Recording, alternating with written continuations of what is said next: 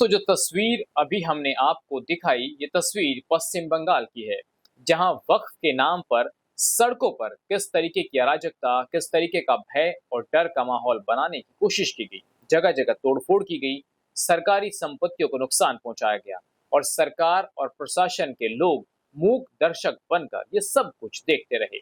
सवाल ये है कि इस्लाम तो शांति और अमन पसंद मजहब है, लेकिन फिर ये लोग कौन है जो विरोध प्रदर्शन के नाम पर हिंदुस्तान की अमन और फिजा को खराब करना चाहते हैं।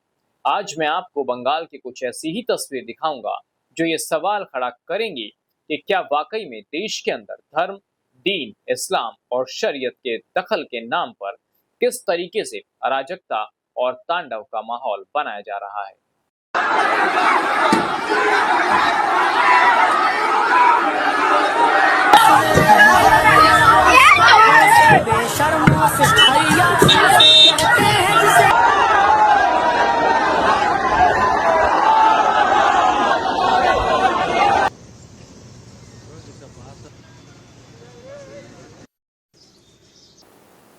तो शुरुआत इस तस्वीर के साथ करते हैं, जहां आपको मुस्लिम समाज के लोग किस तरीके से सड़कों पर जाम लगाते हुए नजर आ रहे होंगे।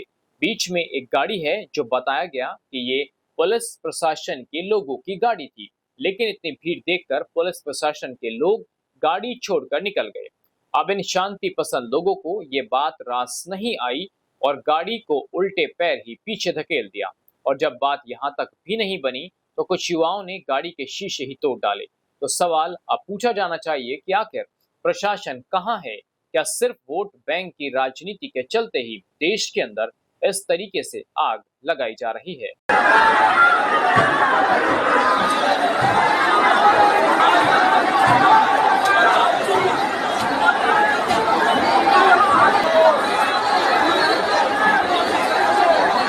अब इसके बाद पश्चिम बंगाल की ही दूसरी तस्वीर, दूसरा वीडियो आपको देखना चाहिए। सामने एक फॉर्च्यूनर कार खड़ी है। फॉर्च्यूनर कार के सामने अमन पसंद कुछ लड़के खड़े हैं जिनको शांति इतनी पसंद है कि उनसे रहा नहीं जा रहा और फॉर्च्यूनर के बोनट पर आगे और पीछे चढ़कर गाड़ी को नुकसान पहुंचाया जा रहा है।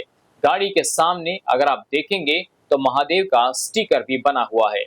अब ये बात इन लोगों को नागवार गुजर रही थी, तभी एक लड़का फॉर्च्यूनर के बोनट पर चढ़ता है और शीशे पर जोर से लात मारता है, जिसके बाद गाड़ी का शीशा टूट जाता है और ये सब कुछ सड़क के बीचों बीच हो रहा है। ना कोई इन्हें रोकने वाला और ना ही ये कहने वाला कि आप ये क्या कर रहे हैं, क्योंकि उन्हें पता है कि बंगाल में जो सरकार बैठी है वो हमारे ही रहमो करम पर चल रही है। तो फिर इन्हें ऐसी स्थिति में कौन रोकेगा, ये एक बड़ा सवाल है।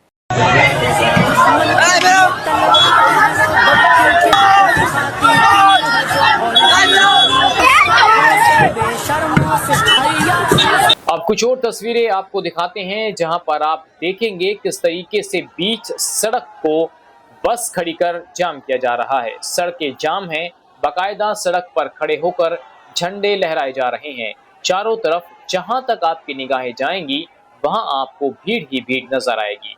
अब इस भीड़ का क्या मकसद है, क्या मायने हैं, ये शायद इन्हें मालूम नहीं, लेकिन धर्म और दीन के नाम पर किस तरीके से भेड़ चाल की तरह इकट्ठे हो जाते हैं। अब आपको वह तस्वीर हम दिखाने जा रहे हैं जो तस्वीर हर व्यक्ति को देखनी चाहिए, जो ये बताने के लिए काफी है कि देश के अंदर किस मानसिकता के लोग रहते हैं, जिन्होंने सिर्फ वक्त के नाम पर बंगाल में इस तरीके का तांडव मचाया, जिसके निशान अब चीख चीख कर इस बात की गवाही दे रहे हैं कि सड़कों पर क्या कुछ हुआ। सड़कों पर जली पड़ी मोटरसाइकिल, जड़े पड़े लोगों के घर, दुकान, कपड़े, और ये सब कुछ हुआ है हिंदू बहुल इलाकों में, जहां पर अब केंद्रीय सुरक्षा बलों को तैनात किया गया। लेकिन हैरानी इस बात की है कि ममता बनर्जी ने अपने वोट बैंक को साधने के लिए दूसरे धर्म के लोगों की रक्षा करना भी जायज नहीं समझा और इन राक्षसों को सड़कों पर तांडव मचाने के लिए छोड़ दिया गया। अब उत्तर प्रदेश के मुख्यमंत्री योगी आदित्यनाथ जब ऐसे अराजक तत्वों पर सख्ती करते हैं तो ये कहा जाता है कि यूपी के अंदर मुसलमान सुरक्षित नहीं है, मुसलमानों को दबाया जा रहा है।